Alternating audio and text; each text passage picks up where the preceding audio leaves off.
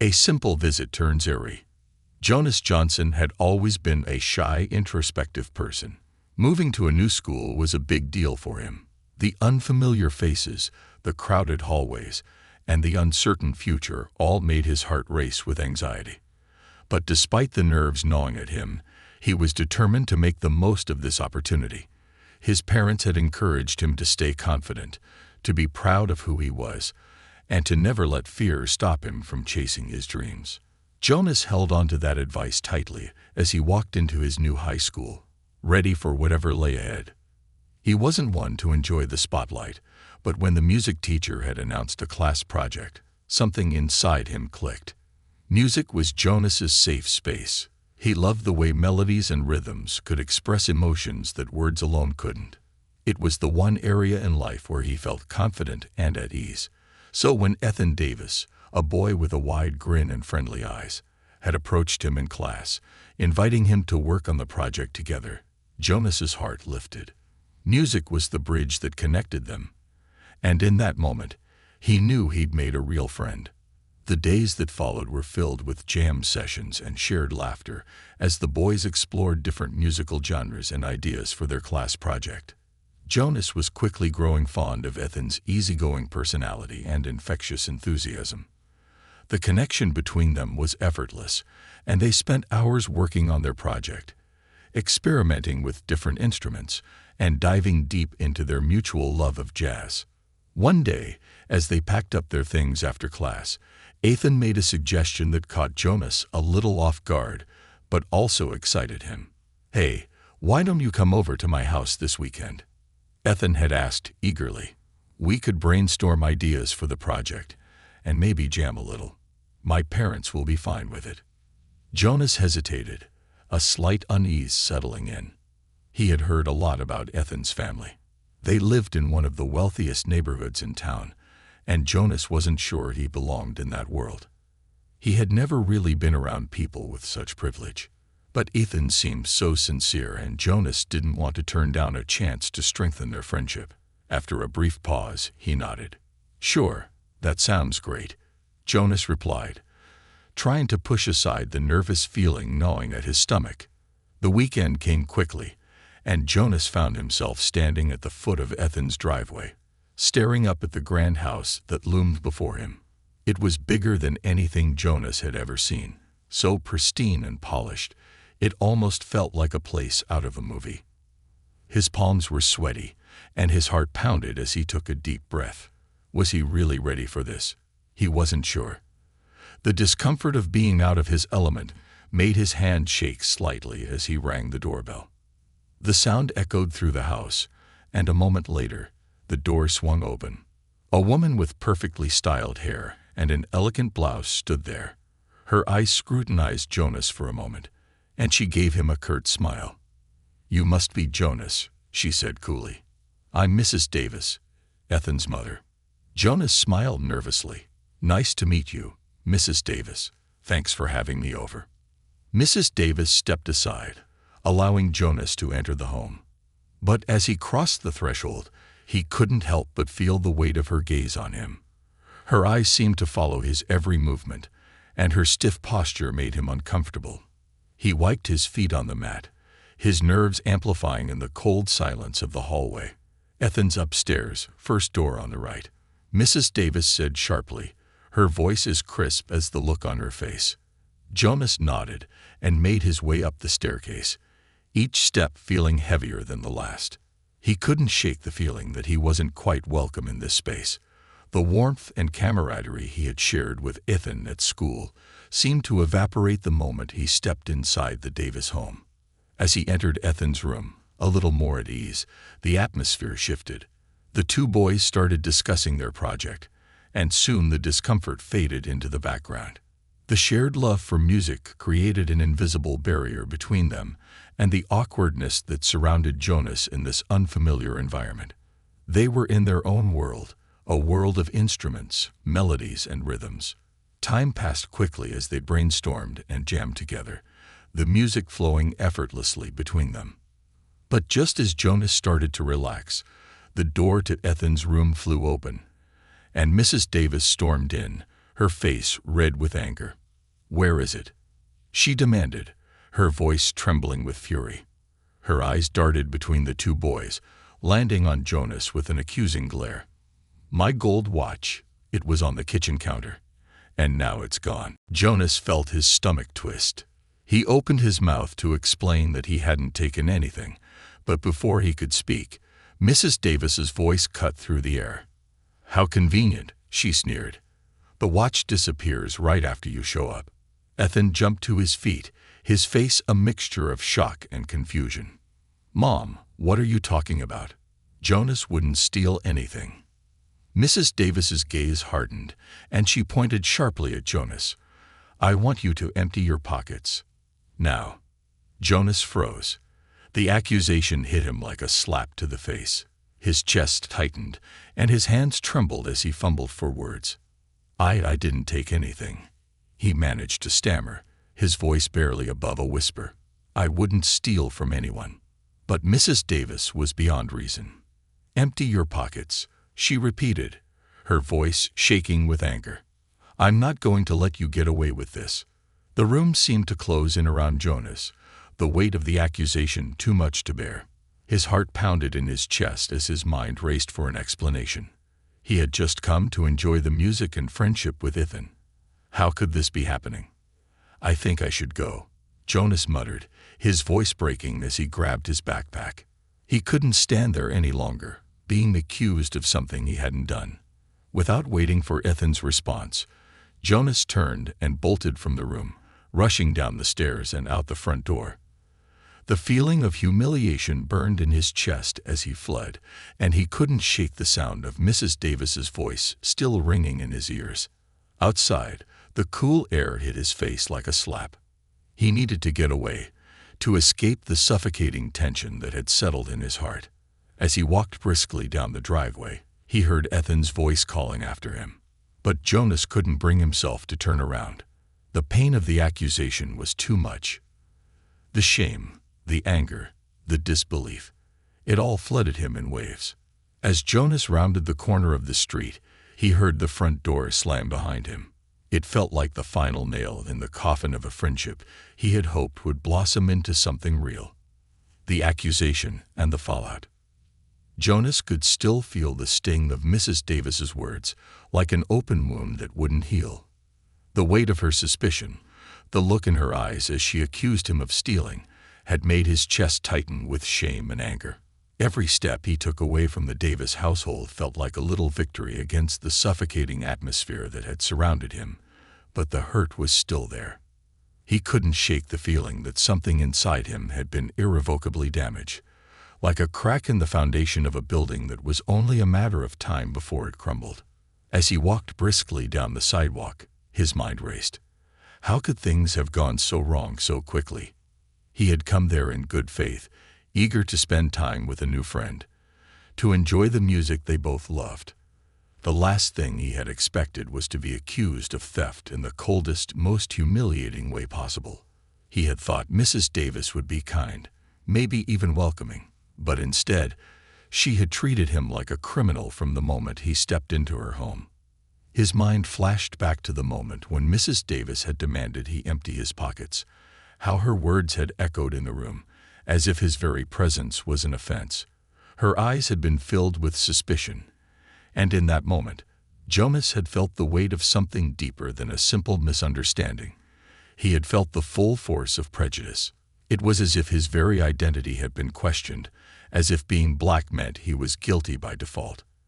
And the worst part was that Ethan, his new friend, hadn't even been able to stand up for him. The confusion and hurt in Ethan's eyes had been clear, but the silence in the room had been deafening. As Jonas walked, the images from the afternoon replayed in his mind like a movie he couldn't turn off. The pain of Mrs. Davis's words still reverberated in his mind. He could hear her sharp voice, accusing him of theft, of being a liar.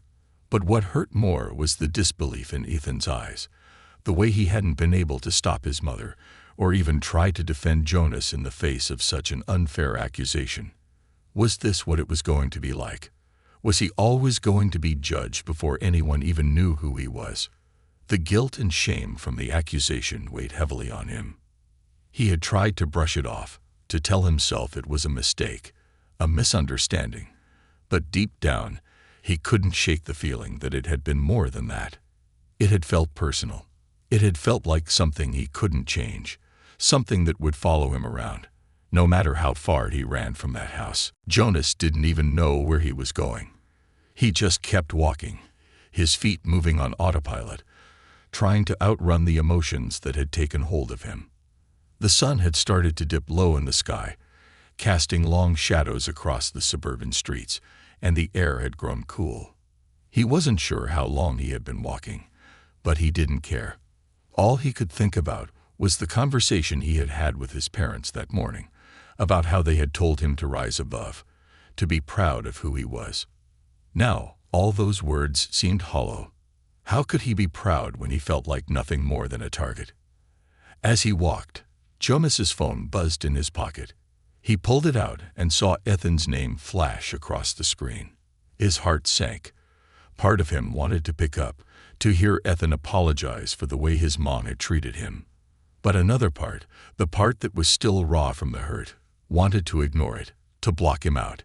He couldn't bear to hear Ethan say he was sorry, couldn't stand the thought of pretending everything was okay when it wasn't. Jonas stared at the phone, debating for a moment before he pressed the button to ignore the call. He slipped the phone back into his pocket and kept walking. He didn't want to deal with it. Not yet.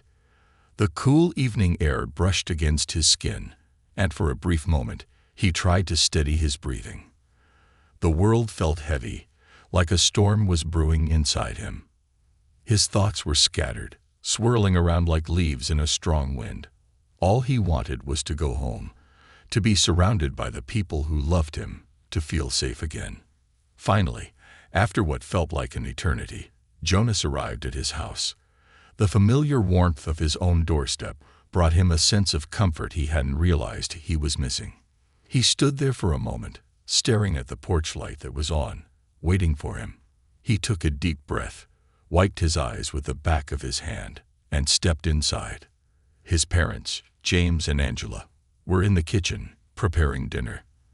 The rich smell of something delicious wafted through the air, but the usual comforting aromas didn't seem to do much for Jonas. He felt a lump form in his throat as he walked toward them. They looked up when they saw him, their faces brightening as they always did when he came home. But that brightness quickly faded when they saw his expression. "Hey, sweetie," Angela said softly, her voice laced with concern. She walked over to him and placed a hand on his shoulder. "What's wrong? You don't look like yourself." Jonas hesitated. The words that had been bubbling inside him all the way home now felt stuck in his throat. He didn't want to tell them about the incident with Mrs. Davis, didn't want to bring up the shame and anger that still consumed him. But he knew he couldn't keep it in any longer. His parents had always been his rock, the people who understood him in ways no one else did. He needed their support, their love, more than anything right now. He took a shaky breath and let the words spill out. "Mom, Dad, there was an incident today." "At Ethan's house," he began, his voice trembling. "Mrs. Davis, she accused me of stealing." Angela's face froze for a moment, her mouth opening slightly in disbelief. James set down the knife he had been using to chop vegetables, his expression darkening. "What do you mean, sweetie?" Angela asked gently, her hand now rubbing his back. Jonas recounted everything. How Mrs. Davis had suddenly barged into Ethan's room, accusing him of taking her gold watch, how she had demanded that he empty his pockets, how her eyes had been filled with suspicion. "She treated me like I was a criminal," he finished quietly, unable to look them in the eye. "Like I was just some thief." James and Angela exchanged a long glance, their faces filled with a mix of anger and sadness. James finally spoke, his voice firm but soft.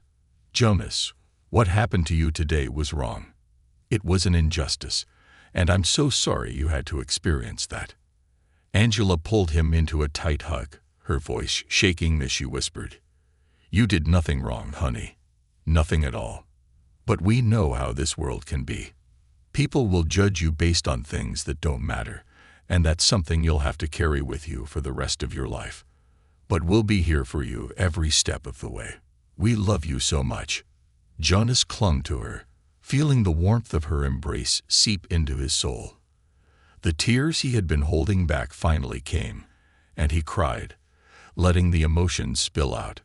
He hadn't realized how much he needed his parents' reassurance until that moment. After a few moments, James spoke again, his tone softer but full of strength. "You're stronger than this, Jonas. This isn't about you. It's about ignorance and prejudice. And no matter what, you are never defined by the actions of others." Jonas nodded, his throat tight with emotion. He knew his parents were right, but that didn't make the sting of the accusation any less painful. He felt broken in a way he couldn't explain, unsure of how to move forward from this. The damage had already been done, and as much as he wanted to let it go, the pain was still there. It was going to take time. Time to heal, time to forgive. And he wasn't sure if he could ever truly forget. As he sat down at the kitchen table, his parents sat with him, silently offering their support. The love and warmth they radiated helped to soothe his bruised heart, but Jonas knew the road ahead would be long. Could trust ever be restored? Could he ever look at Ethan the same way again? Only time would tell. But for now, all he could do was hold on to the love of his family and take each day as it came. The accusation and the fallout. The night stretched on in a heavy silence that settled over the Johnson household. Jonas sat at the kitchen table, his mind replaying the events of the afternoon in agonizing loops. He could still hear Mrs. Davis's harsh words, see the accusing glint in her eyes, and feel the sting of her judgment like a searing brand on his skin. How could she have done that? How could she accuse him of something so vile, without even a hint of evidence, based solely on the color of his skin? It wasn't just about the watch. It wasn't even about the accusation itself. What hurt the most was that Mrs. Davis had treated him like an outsider, like someone unworthy of trust, just because he was different. The familiar feeling of being an outsider, the ever-present knowledge that he had to work twice as hard to prove himself in spaces where people didn't look like him, surged up in his chest. It was a feeling Jonas had long been familiar with, but today it felt particularly raw. Angela and James had listened to his retelling with understanding, but the weight of the silence that followed felt suffocating.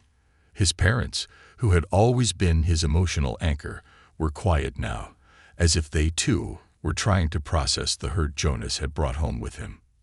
"You know, son," James finally spoke, his voice a steady reassurance. "What you experienced today wasn't just about that woman's misplaced anger. It's about something much bigger. People's biases, sometimes even their ignorance, shape how they see others, and some of them don't even realize it." Jonas nodded slowly, unsure of how to respond. He had heard this before. His father's lectures on dealing with prejudice, his mother's encouragement to rise above. But today, it didn't offer him the comfort it usually did. The words felt distant, like a comforting blanket that no longer provided warmth. Angela reached across the table and gently placed a hand on Jonas's. Her fingers were warm, and the softness of her touch reminded him that even in the midst of everything that had happened, he was still loved. "Jonas, it's okay to be upset," she said softly. "You've been through something hurtful, and no one can just forget that. But remember this, none of this is your fault. It's not you who made her think that way." Jonas could feel the tears welling in his eyes again, but he fought them back. He wasn't sure if he was ready to face those emotions yet. "It doesn't matter," he said quietly, almost to himself. "She accused me. Ethan didn't even defend me, Mom. Not really." It felt like he just stood there. Both his parents exchanged another look, this time a silent understanding between them. James sighed deeply, as if the weight of his son's words had hit him harder than anything else. He leaned back in his chair and looked at Jonas thoughtfully. "Son, you have to remember, this wasn't just about you." Ethan's mother was reacting from a place of deep-rooted fear or misunderstanding. "But Ethan, he's your friend. And sometimes, people don't know how to react when their parents do things like this. He might not have known what to say, how to defend you. That doesn't mean he doesn't care about you. But what if he does know and just doesn't care enough to stand up? Jonas asked, his voice shaking. I don't know how to deal with that, Mom. I don't know if I can trust him anymore, or his mom for that matter. Angela gave his hand a soft squeeze. Trust can be broken quickly, but it takes time to rebuild. It may not happen overnight, but trust is a two-way street, Jonas. And right now, it's okay to take a step back. You don't have to rush into forgiveness just because you feel pressured to. Your emotions are valid. Jonas let out a long breath, finally allowing the tears to fall. He wasn't sure what hurt the most. The accusation, Ethan's silence, or the fact that the world felt like it had just become a little bit colder and more complicated. In his heart, he knew that things would never be the same with Ethan, not after today. He needed space to think, to process. The last thing he wanted was to carry this weight into their friendship. But what if it was already too late? What if the damage had already been done, and the trust they had built over the past few weeks was shattered? Just as Jonas began to sink deeper into his thoughts, his phone buzzed again. The screen lit up, displaying Ethan's name once more. He stared at it for a long moment, his thumb hovering over the screen. It would be so easy to ignore the call, to push Ethan away and not deal with the aftermath of that accusation. But a small part of him, the part that still valued their friendship, wanted to hear him out, wanted to hear what he had to say. With a deep sigh, Jonas finally answered the call. He pressed the phone to his ear, his heart hammering in his chest as he waited for Ethan to speak. Jonas.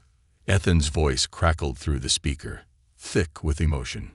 I am so sorry, man. I don't even know where to begin.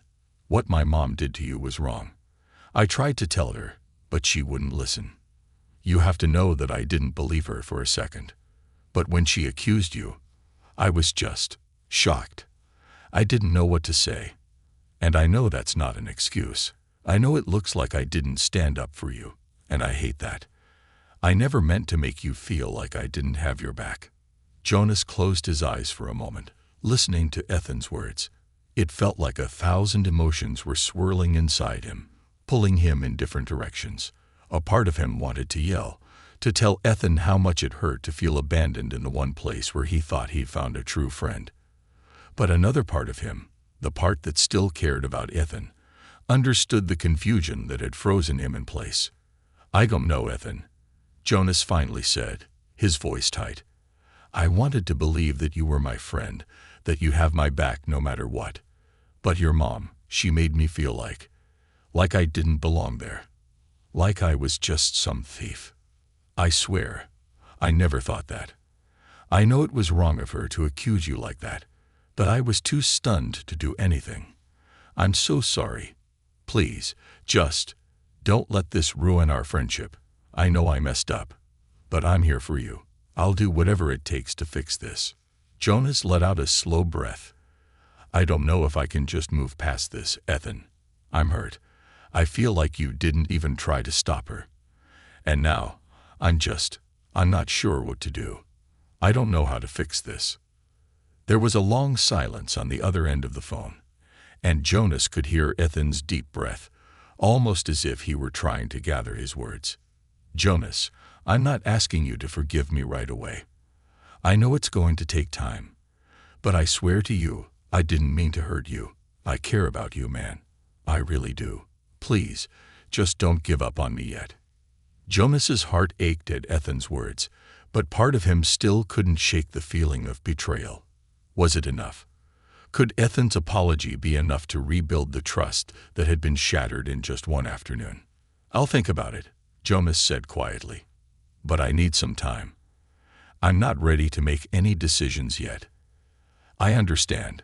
Take all the time you need, Ethan replied, his voice softer now. I'll be here whenever you're ready. Just know that I'm sorry. Jonas hung up the phone and sat in the kitchen, staring at the screen for a long time. He wasn't sure what the future held for his friendship with Ethan.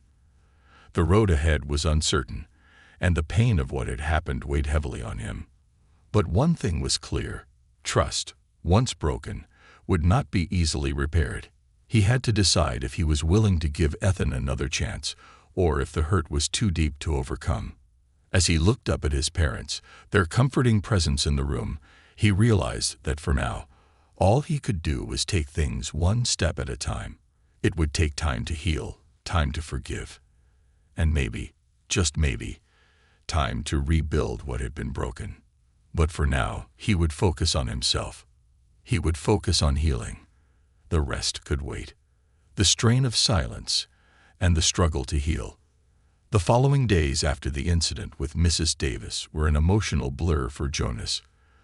The anger, confusion, and embarrassment seemed to follow him like a dark cloud, casting a shadow over everything he did.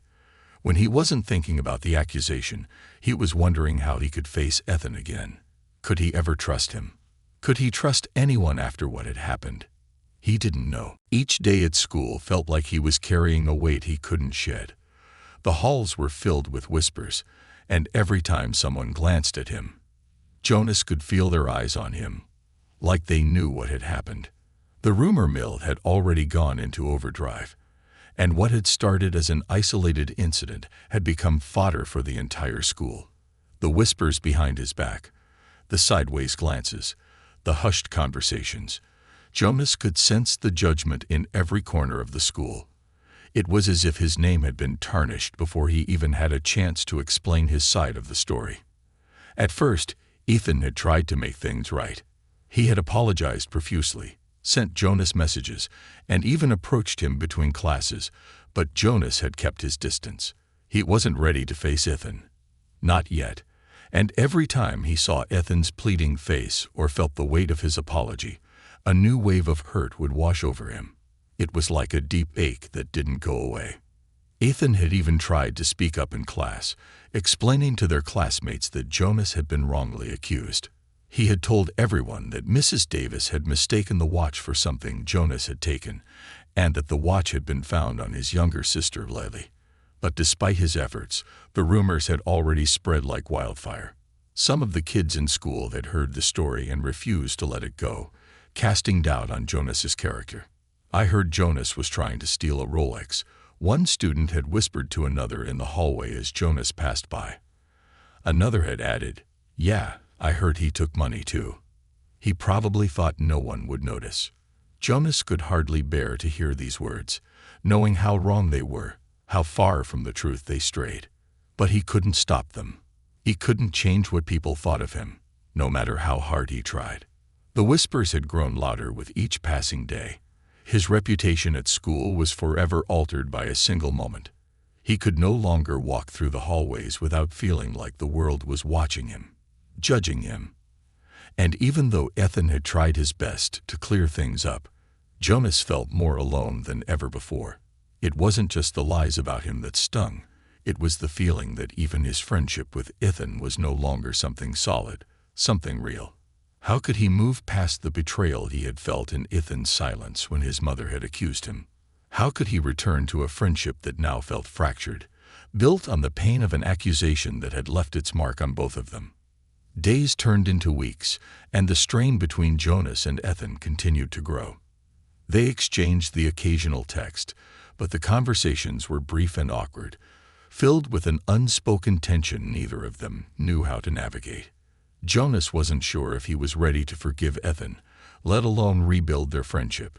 He couldn't simply forget how he had felt in that moment, how his trust had been violated, not just by Mrs. Davis, but by Ethan's inability to defend him in the face of such blatant injustice. As the school days dragged on, Jonas found himself retreating more and more into himself. He stopped seeking out his friends in the cafeteria. He avoided socializing, choosing to eat lunch alone or with only a couple of people he felt he could trust. The familiar hum of music classes that had once brought him joy now seemed empty, the notes that had once filled him with excitement now haunting him with their weight. Every time he picked up his guitar, he struggled to find the rhythm. His fingers would stumble on the strings, and the music would lose its flow. His grades began to slip too. The excitement of the music project he had started with Ethan no longer fueled him. He couldn't focus on anything long enough to produce his best work.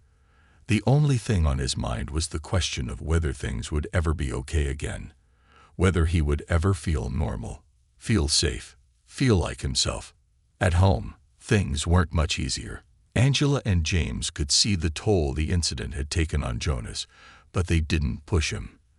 They understood that he needed time to heal. His parents offered their love and support, always there to listen, but Jonas felt disconnected, as if a part of him was lost. Every time they tried to offer advice or words of encouragement, he felt numb. One evening, as the days began to get shorter and the first hints of autumn made the air crisp, Jonas sat in his room, strumming his guitar aimlessly. The soft glow of his desk lamp illuminated the room, but he couldn't bring himself to focus on the music. His mind was elsewhere. He could feel the ache deep within him, a hole that had formed in the space where trust once lived. He missed his old self, the Jonas who could lose himself in the rhythms of music, who wasn't afraid to step into new situations. But that Jonas felt far away now. The sudden chime of his phone interrupted his thoughts. Startled, Jonas glanced at the screen. It was a message from Ethan. "Hey man, I know things are rough right now. I don't want to make things worse, but I can't stop thinking about what happened. I miss hanging out with you.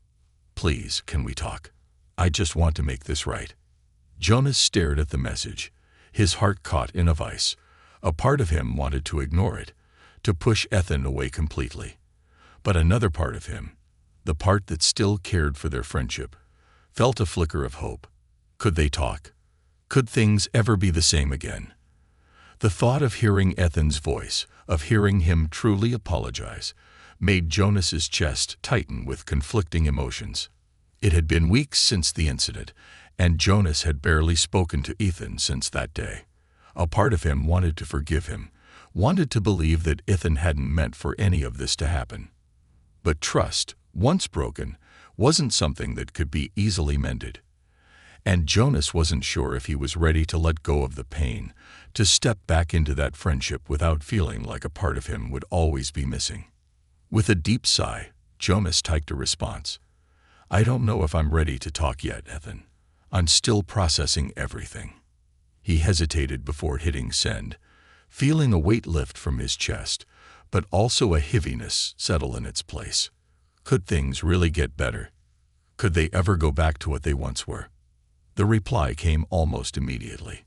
"I understand, Jonas. Take all the time you need. I just want you to know I'm here when you're ready."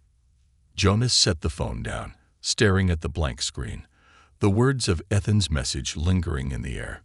He wasn't ready to let go of the hurt just yet. He wasn't ready to forgive. But as the days passed, Jonas knew that healing wasn't about forgetting. It was about understanding, processing, and slowly finding a way forward. For the first time in weeks, Jonas felt the faintest glimmer of hope. Maybe, just maybe, there was a chance for things to get better. But it would take time. Time for forgiveness, time for healing, and time for him to find the strength to trust again. And though he didn't know what the future held, Jonas was finally starting to believe that, with time, he could rebuild not just his friendship with Ethan, but the pieces of himself that had been broken. The long road to understanding. The weeks that followed the confrontation with Mrs. Davis dragged on, but a slight shift had begun to take place inside Jonas. He still carried the weight of what had happened, but the turmoil inside him seemed to have quieted, just a little. The emotional storm he'd been riding through since the accusation had thrown him off balance was slowly beginning to settle. Though his heart was still bruised, he had begun to accept that healing wouldn't happen overnight. In the midst of this internal struggle, Jonas found himself clinging to the smallest moments of normalcy. At school, the whispers hadn't entirely stopped. It wasn't just his classmates who stared at him now. Even teachers seemed to look at him with a mix of pity and caution. He could feel the weight of their eyes whenever he entered a room. The gossip had spread far and wide, and it was clear to him now that the truth seemed to matter less than the story people were telling. Still, There were small pockets of kindness. Sarah, a girl from his English class, had been particularly sympathetic. She had stood up for him when a group of students started to murmur in the hallway, and her support had been a surprising source of comfort. She was one of the few who hadn't judged him based on the rumors, and her gentle kindness gave him the courage to push through some of the more difficult days. Jonas wasn't sure how much longer he could endure the whispers, though. Despite the fact that Sarah had stood by him, the sense of alienation was overwhelming. He felt like a fish out of water, and all he could do was keep his head down and get through each day as quietly as possible. His music, the one thing that had once been his refuge, now felt tainted.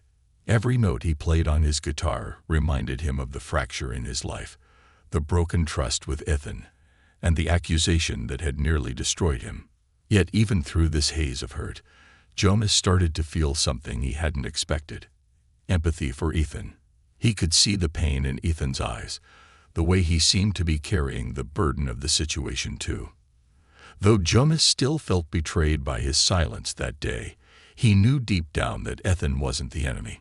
Ethan had been put in a horrible position by his mother's actions, and perhaps in that moment, he hadn't known how to respond. Ethan's attempts to reach out, his messages, his brief but heartfelt apologies, had softened Jonas's heart just a little. He couldn't deny that he missed their conversations, the easy way they could talk about music, about life, about everything and nothing all at once. But the lingering pain of that day kept him at a distance. It was as though a part of him was still reluctant to trust, still hesitant to step back into a friendship that had been so deeply damaged. One evening after an exhausting day at school, Jonas came home to find a small envelope on the kitchen table. It was addressed to him, in handwriting that he immediately recognized. His heart skipped a beat as he saw that it was from Ethan. He hesitated for a moment, the uncertainty and doubt gnawing at him. Should he open it? Should he even read it? His fingers trembled as he tore open the envelope, and inside was a letter, written with care and raw emotion. He sat down at the kitchen table, his parents' voices distant in the background, as he read the words Ethan had penned. "Jonas, I don't know if you'll ever read this, or if you'll ever want to speak to me again after everything that's happened. But I need you to know something. What my mom did was wrong. I should have stood up for you. I should have been there for you in that moment, but I froze. I didn't know how to handle the situation, and I let my mom's anger cloud my judgment. You're my friend, and you didn't deserve that. You didn't deserve to feel like a criminal when you did nothing wrong. I wish I could go back and change everything, but I can't. All I can do is apologize. I understand if you don't want to talk to me. I understand if you need time, but I want you to know that I'm truly sorry. I never wanted to hurt you. If you can find it in your heart to forgive me, I'll be here whenever you're ready. If not, I'll understand that too. You deserve to be treated with respect, and I failed you. I'll never forgive myself for that. Please take care of yourself. I'm sorry for everything. Ethan." Jonas sat in stunned silence for what felt like an eternity. His fingers still clutched the letter, the ink on the paper smudged from where his hand had slightly trembled as he read. A mix of emotions, grief, relief, confusion, and even a sense of guilt, rushed through him. He had always known that Ethan was a good person at heart. He had seen the kindness in his friend's eyes, the way Ethan had always been eager to help others. But the silence, the inability to stand up for him when he needed it most, had been a wound that Jonas wasn't sure he could heal. Now, reading this letter, Jonas felt the walls he had built around his heart begin to crack. Ethan had owned up to his mistakes, something that Jonas had longed to hear from him.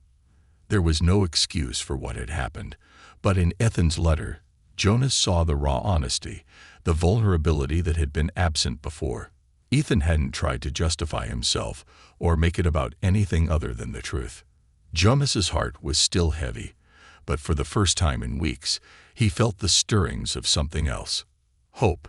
Maybe it wasn't too late to heal their friendship. Maybe there was a chance to rebuild what had been broken. But even with that glimmer of hope, Jonas knew that it wasn't going to be easy. Trust had been shattered, and forgiveness was not something that could be rushed. He needed time, just as Ethan had said. As Jonas placed the letter down on the table, his parents walked into the kitchen, their faces curious but patient. Angela and James had been watching him for days, knowing that something had changed but unsure of what. They didn't ask about the letter immediately, sensing that this was something Jonas needed to process on his own. Finally, after a long pause, Angela spoke softly. "How are you feeling, honey?" Jonas looked up at her, his eyes still clouded with uncertainty.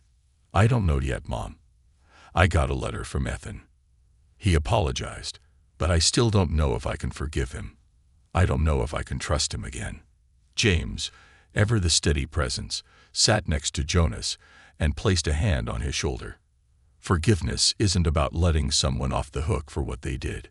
It's about finding peace within yourself. If you can forgive him, it'll free you from carrying that hurt around. But you don't have to rush it, son. Take all the time you need. And know that we're here for you, no matter what you decide. Jonas nodded slowly, the weight of his father's words settling into his chest. He wasn't ready to make a decision about Ethan. Not yet. But for the first time in weeks, he allowed himself to hope that maybe there was a way forward. Maybe, just maybe, forgiveness wasn't as impossible as he had once thought. That night, as Jonas lay in bed, his mind was a whirlwind of thoughts and emotions. He wasn't sure where this journey would take him, but for the first time, he felt a small spark of possibility. Healing was never a straight path, and the road ahead was still uncertain. But at least Jonas knew that he wasn't walking it alone. He had his parents, his music, and maybe someday a friendship that could heal with time. The next morning, as he stepped into school, he still felt the weight of the previous weeks clinging to him. But when he saw Ethan waiting at his locker, holding his gaze with a look of both apprehension and hope, Jonas felt a small shift inside him. He wasn't ready to forget, and he wasn't sure he could fully forgive just yet. But maybe, just maybe, there was a chance for reconciliation. With a deep breath, Jonas walked toward Ethan. The first step was always the hardest. But today, it felt like the first step toward healing. The long road to understanding. Jonas stood frozen for a moment, watching Ethan at his locker. He could feel the weight of the moment pressing down on him, each step forward feeling heavier than the last. He had wanted this, hadn't he? Hadn't he wished, deep down, for some sign that their friendship could survive the wreckage of the past few weeks? And now, here was Ethan, waiting, hopeful, and Jonas couldn't deny it, vulnerable. Ethan had always been the one to make things easier, the one who had brought him out of his shell with music, laughter, and those spontaneous jam sessions that had felt like a refuge. They had connected so quickly, and now all that felt like it was hanging by a thread. The anger, the hurt, the betrayal, it was still there, lurking in the corners of Jonas's mind. But as he looked at Ethan's earnest face, something in him shifted. He was tired of carrying this pain around. Maybe it was time to talk, to confront it, even if he didn't know where the conversation would lead. Jonas took a deep breath, pushing aside the emotions that threatened to overwhelm him, and walked toward Ethan. He could see the tension in Ethan's posture, the way his hands fidgeted with the strap of his backpack, and for a brief moment, Jonas felt a pang of sympathy. Maybe Ethan had been caught between two worlds, his mother's harsh accusations and his own belief in Jonas. Maybe he hadn't known what to do in that moment, frozen in the face of such injustice. But that didn't change what had happened. What hurt the most was the silence that had followed, the absence of action, the lack of defense in the face of an obvious wrong. When Jonas finally stood in front of him, Ethan looked up, his eyes filled with a mixture of hope and guilt. There was an awkward pause before either of them spoke. "Jonas," Ethan began, his voice tentative, almost as if he were afraid to say the wrong thing. I'm really glad you're here." Jonas met Ethan's gaze, taking in the sincerity in his eyes. He could hear the weight behind the words, the apology that had never been fully expressed until now. "Yeah," Jonas replied quietly. "Me too." There was another silence, but this time it felt different. It wasn't just heavy with tension. It was filled with the possibility of healing. Jonas felt the knot in his stomach loosen, just a little. He had spent so many days avoiding Ethan, running from the conversation that had been hanging over them like a dark cloud. But maybe, just maybe, they could begin to mend the damage. "I read your letter," Jonas said, his voice soft but steady. The words felt like they had been trapped inside him for weeks, and now that they were finally spoken, they didn't feel as heavy as he had expected. "I'm not sure I'm ready to forgive you yet, Ethan. I'm still angry, still hurt by what happened." Ethan nodded, his face full of understanding. "I know. I get it. I'm not asking you to forgive me right now. I needed to apologize, to tell you that I'm sorry for everything. I should have done more that day, should have stood up for you when it mattered most. I was a coward, and I hate that about myself." Jonas took in a slow breath, considering Ethan's words. He could hear the sincerity, but part of him still wanted to lash out, to tell Ethan just how much that moment had torn him apart. He had felt like an outsider in that house, not just in the eyes of Mrs. Davis, but in the eyes of someone he thought of as a friend. And that had stung more than anything. "It wasn't just about the watch," Jonas said, his voice shaking with emotion he hadn't expected to surface. "It was about being treated like I wasn't good enough, like I wasn't worth defending. That's what hurt the most. You didn't say anything when your mom accused me. It felt like you didn't care." The words hung in the air between them, raw and heavy. Jonas saw the way Ethan's face fell, the guilt that washed over him.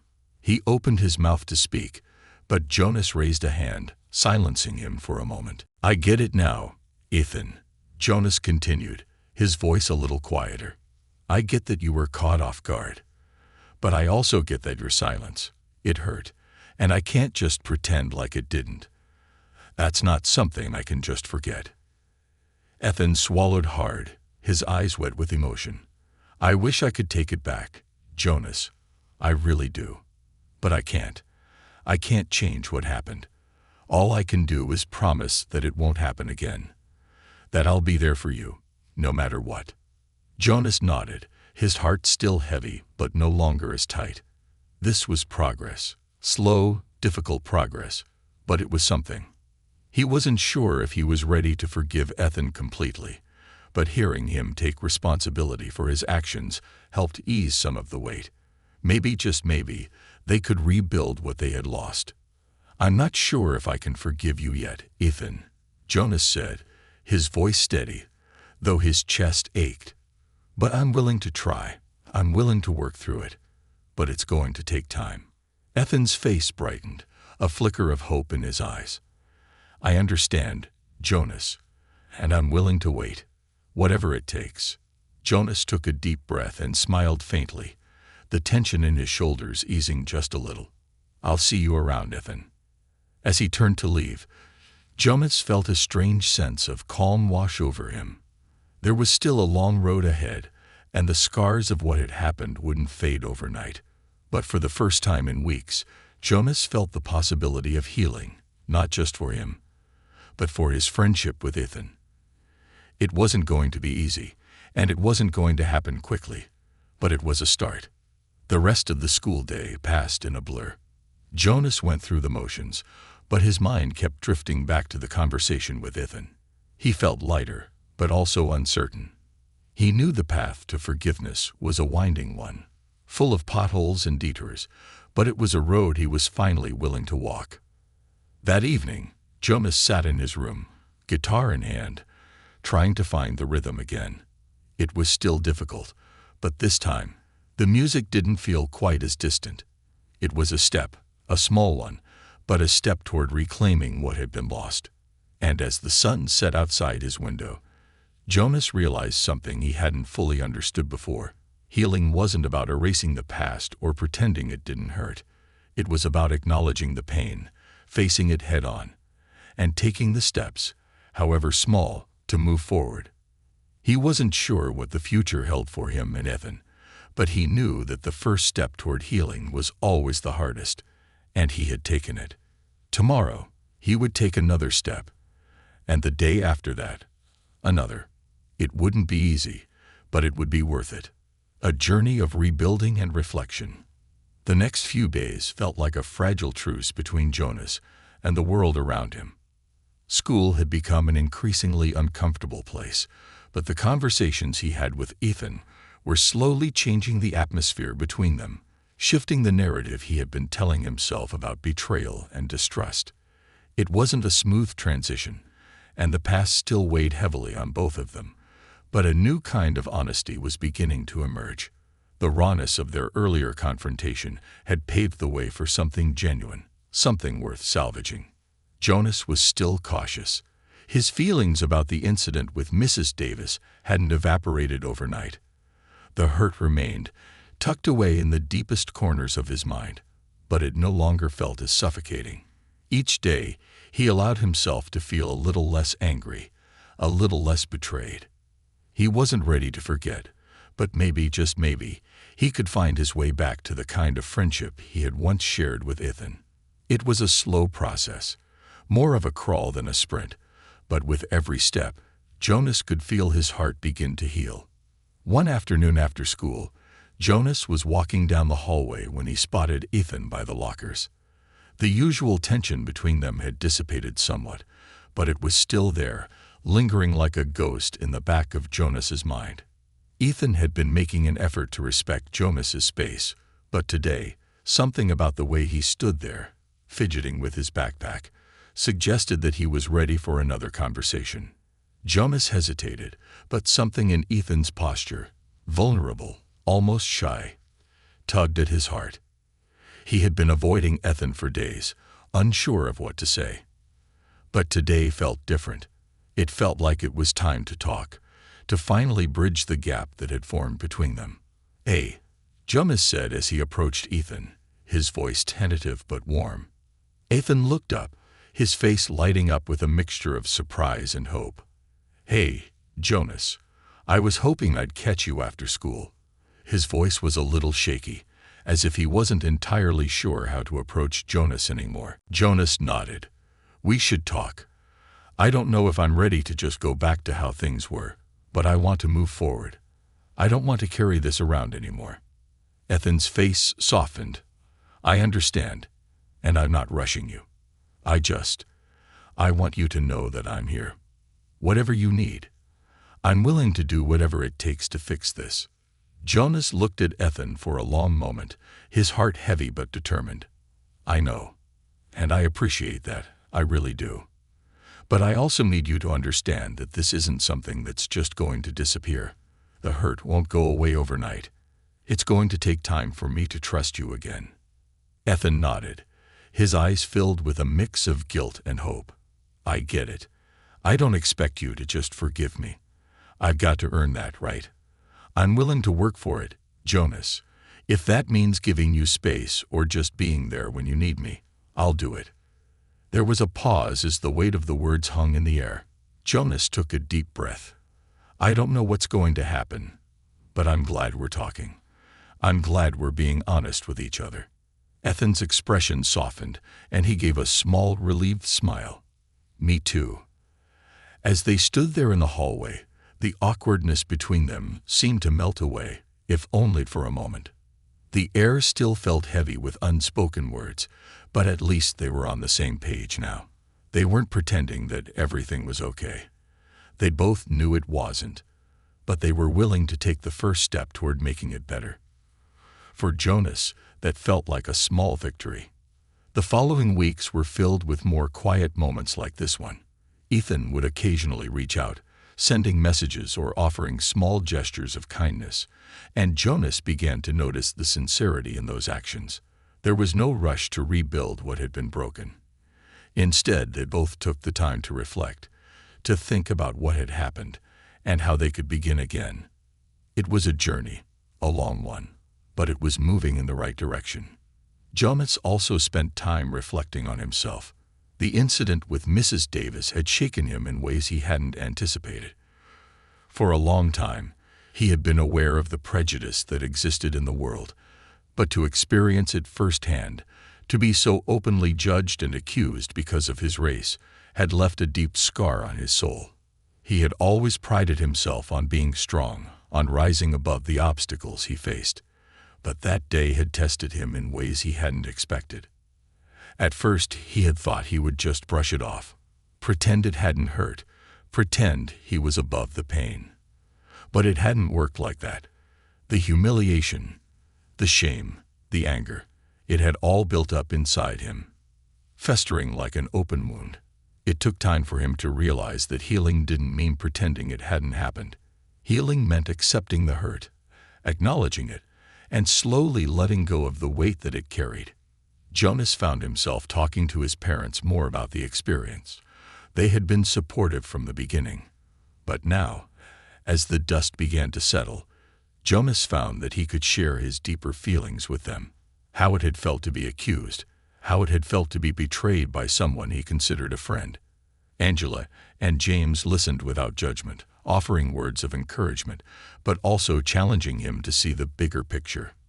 "You're going to face adversity, Jonas," his father told him one evening as they sat in the living room. "But that doesn't mean you have to let it define you. You are more than what people say or think about you, and you have the power to rise above it. But it's okay to feel the pain. You don't have to ignore it." Angela added, "Healing is a process, and it's okay to take your time. What happened wasn't your fault, and don't let anyone make you think otherwise." Jonas felt the weight of their words. He knew they were right. The journey ahead would be long, and it wouldn't be easy, but he couldn't keep running from the pain. He had to face it, process it, and learn from it. The days turned into weeks, and the rhythm of his life slowly returned to normal. There were still moments when Jonas caught himself replaying the events of that day, when the sting of Mrs. Davis's accusation crept back into his mind. But each time, he found that the hurt didn't hurt as much. Slowly, the scar began to fade, not because the memory was gone, but because he had learned to live with it. And as for Ethan, their friendship began to rebuild, one small conversation at a time. It wasn't perfect, and there were still moments of awkwardness, but they both knew that trust, once broken, took time to repair. It wasn't just about apologizing. It was about actions, about showing that they were both willing to put in the effort to make things right. One evening, as the sun set behind the trees outside his window, Jonas sat with his guitar, playing the first melody that had come to him in weeks. The music felt different now, not tainted, but real. His fingers moved across the strings, the notes filling the space with a sense of peace he hadn't felt in a long time. The weight of the past still lingered, but it no longer defined him. He wasn't just the boy who had been accused. He was more than that. He was learning to heal. He was learning to forgive. And maybe, just maybe, he was learning to trust again. As the last note of the song lingered in the air, Jonas looked out the window, feeling the cool breeze on his face, and for the first time in a long while, he allowed himself to hope. The road ahead was uncertain, but it was his road to walk, and he was ready to take the next step. The test of true forgiveness. Days turned into weeks, and the weight of the past few months was still with Jonas, but he was learning to bear it. He could feel the small changes in his life, the way his heart no longer clenched in anger at the thought of Mrs. Davis, the way he no longer flinched when people glanced his way in the halls at school. It was as if he had started the slow process of reassembling himself, piece by piece, like a puzzle that had once been smashed into pieces but now somehow was being put back together. It wasn't perfect, but it was progress. The friendship with Ethan, though fragile, was beginning to heal, and that, more than anything, brought Jonas a sense of relief. But even as he let himself take cautious steps forward, the one thing he still couldn't shake was the question of whether he could truly forgive. Could he forgive Ethan for his silence that day, for not standing up for him when it mattered most? Could he forgive Mrs. Davis, the woman who had accused him in front of a room full of people, who had dismissed him based on assumptions, on prejudice? Forgiveness was something Jonas had heard about his entire life. He had been taught that forgiveness was a powerful tool, one that could heal not just relationships, but one's soul. But now, standing on the precipice of it, he wasn't sure he understood it fully. Forgiving someone who had hurt him felt like an impossible task. But his parents had always told him that forgiveness wasn't about forgetting. It was about freeing himself from the burden of hatred and pain. But how could he free himself when those scars were still fresh, when he still felt the sting of that moment every time he thought about it? It was a late afternoon when Jonas sat down with his guitar in the quiet of his room. The sun was beginning to set, casting a soft orange glow across the room, and the sounds of the outside world were muted by the window. The rhythm of his fingers against the strings was like a gentle pulse that calmed his mind, but it wasn't enough to drown out the thoughts swirling in his head. He had tried to ignore them, tried to push them aside, but the reality was inescapable. He couldn't truly move forward until he had made a decision about forgiveness. His phone buzzed on the desk next to him, interrupting his thoughts. He glanced at the screen and saw Ethan's name flashing. Jonas hesitated for a moment, the weight of their last conversation hanging in the back of his mind. Was he ready to hear from him? Was he ready to talk again? He wasn't sure, but something inside him told him it was time. If he was ever going to heal, if he was ever going to give this friendship another chance, he had to face it head-on. With a sigh, Jonas picked up the phone. "Hey, Ethan," he answered, his voice quieter than he intended. "Jonas." Ethan's voice crackled through the speaker, sounding more hesitant than usual. "I've been thinking a lot lately about what happened. I know we've been talking, but I can't help but feel like I haven't fully said everything I need to say. I need to apologize again. I need you to know that I'm not just sorry for what my mom did. I'm sorry for not being there for you when you needed me most. I can't imagine how that must have felt, and I don't know how to fix it." Jonas leaned back in his chair, staring out the window, the sunset painting the sky with colors of pink and gold. It felt like the right moment to talk, like the conversation they were about to have was one they had both been avoiding, but needed more than ever. "I've been thinking about it a lot too," Jonas said slowly. "And I don't want to drag this out, Ethan, but I think it's time to be real with each other. I think I've been holding on to a lot of anger, a lot of hurt, and I'm not sure if I can just forgive and forget, you know.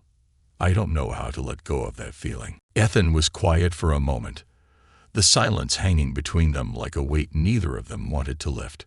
Finally, he spoke, his voice full of sincerity.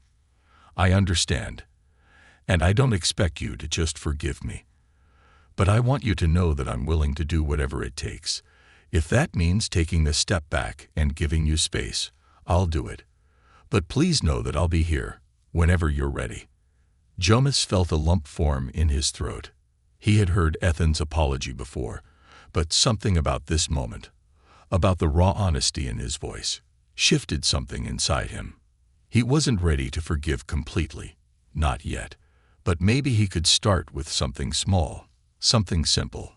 "Ethan," Jonas said, his voice steady despite the conflict swirling inside him, "I'm not sure I'm ready to forgive you fully, but I think I'm ready to work on it. I think I'm ready to try, because I don't want to lose you as a friend. But I need time. I need you to understand that this is going to take time." Ethan's voice broke through the tension. "I'll give you all the time you need, Jonas. I'm just grateful you're willing to try. That's all I can ask for." Jonas closed his eyes for a moment, letting the weight of the conversation settle over him. There was no magic moment where everything would just go back to normal. Forgiveness wasn't a light switch you could turn off and on. It was a journey, one that required patience, understanding, and above all, time. But maybe, just maybe, this was the first step in that direction. "I'll try, Ethan. But you need to know, I'm not doing this because I'm over it. I'm doing it because I want to believe that we can fix this, that we can rebuild what we had." "I understand," Ethan replied softly. "And I'll be here. I'll keep showing up, even if it takes a while."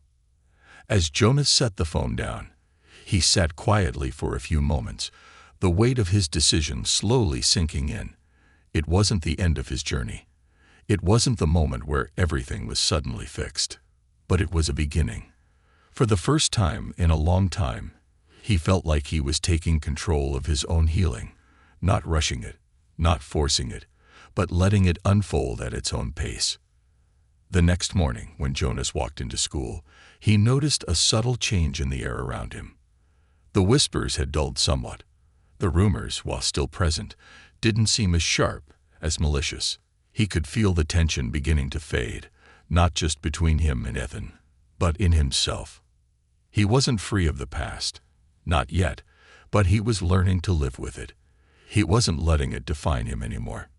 Jonas passed Ethan in the hallway between classes. Ethan gave him a small, tentative smile, and for the first time in weeks, Jonas smiled back. It wasn't a perfect smile, not yet, but it was a start, a sign that perhaps the pieces of their friendship could fit together again. Slowly, the day passed in a haze of classes and routine, but Jonas felt lighter than he had in a long time. His mind was still occupied with thoughts of forgiveness, of what it meant and whether he was truly ready to embrace it fully. He wasn't sure yet, but today, for the first time, he felt like he was moving forward, one step at a time. That evening, as he sat in his room, guitar in hand, Jonas thought about the journey ahead. It wouldn't be easy, and there would be moments when the past threatened to pull him back.